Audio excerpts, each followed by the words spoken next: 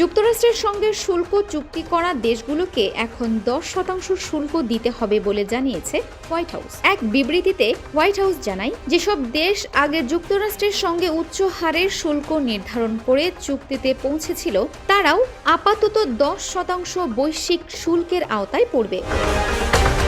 এই সিদ্ধান্তের পেছনে রয়েছে যুক্তরাষ্ট্রের সুপ্রিম কোর্টের সাম্প্রতিক রায়, যেখানে জরুরি অর্থনৈতিক ক্ষমতা ব্যবহার করে আরোপ করা দেশভিত্তিক শুল্ক বাতিল করা হয়েছে।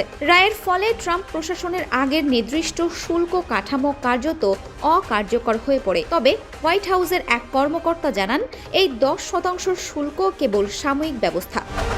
তার ভাষায়, প্রশাসন আরও উপযুক্ত বা পূর্ব নির্ধারিত শুল্ক হার বাস্তবায়নে অন্যান্য আইনি পথ অনুসরণ করবে।